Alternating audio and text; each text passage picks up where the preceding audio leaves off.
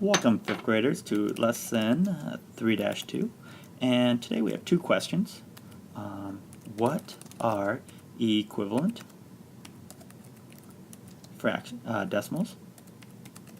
And the second part of that question is, how do we represent equivalent?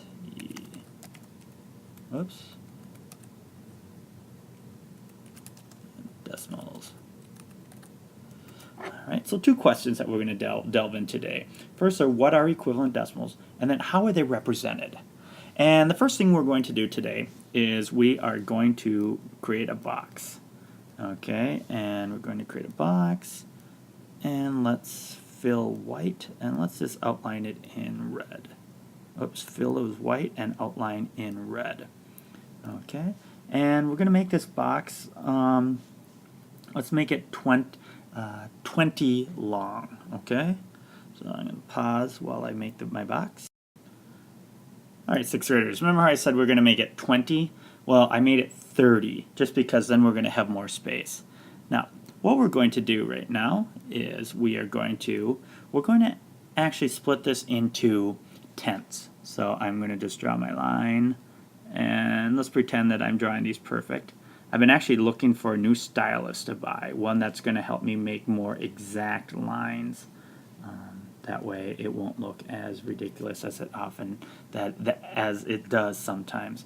Now, if we look at each one of these sections here, each one of these sections, we've cut this, we've broken this, this is one hole here. We've broken this one hole into tenths. So I'm going to pause it, and then I'm just going to label. So this is 1/10, and this is 2/10. So I'm going to pause, and why don't you pause and label the whole thing. Now, if you notice, we go from 0 to 1/10, 2/10, 3/10, 4/10, 5/10, 6/10, 7/10, 8/10, 9/10, and this is 1. Now, as we look at this, if I want, I can further break these tenths up. And I can break them up into, well, what's the next step after tenths? Well, if I break each one of these tenths into tenths, I'm going to come up with 3, 4, 5, 6, 7, 8, 9, 10.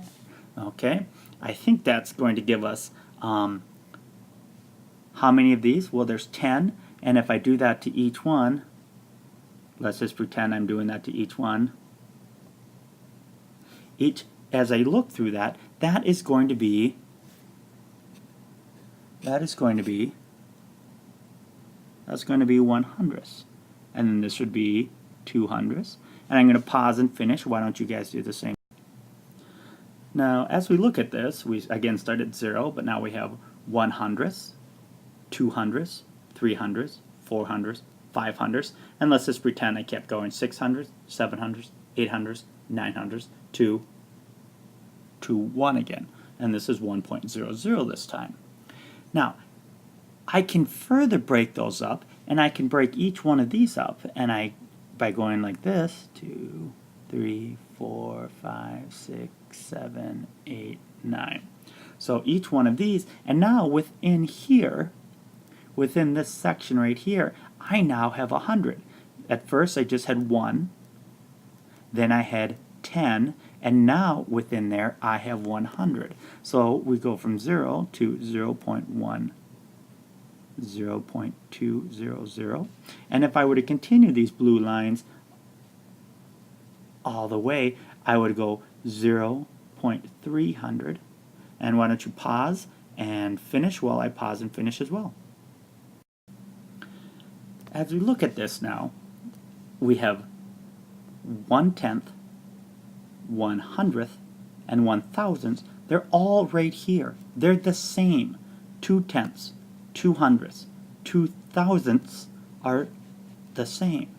3/10, 300, 3/1000, 4/10. So as we go through, they're all the same. Now, if we look at this a different way, let's look at this a new problem here. Let's just go. I'm going to pause this here. Now, 5th graders, we've got this right here, and this is going to represent one whole.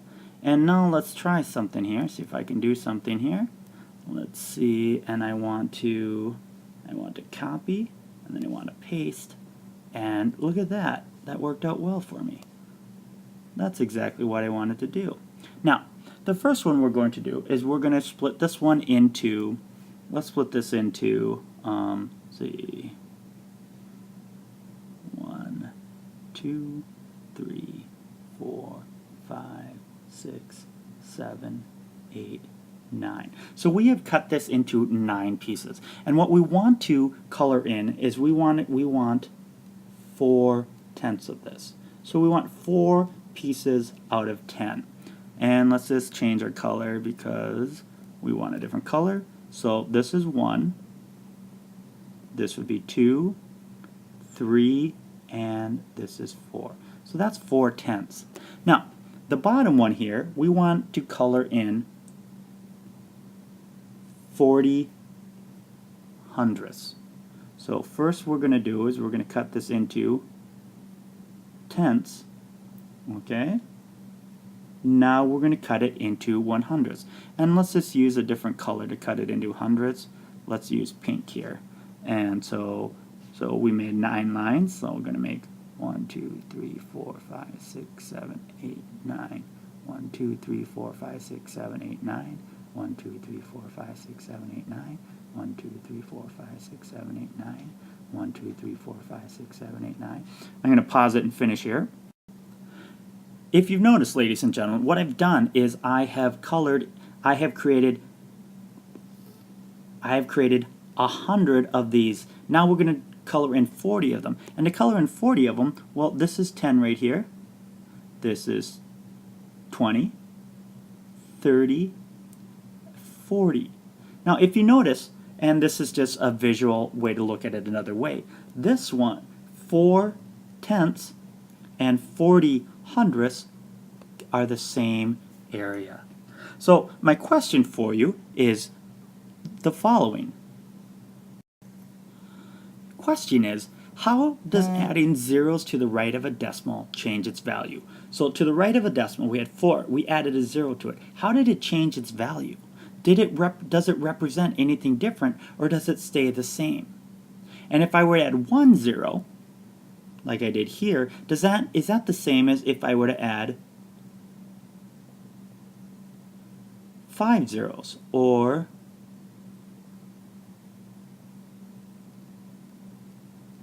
I keep adding zeros until I run out of space? Is that going to change the value of my number at all?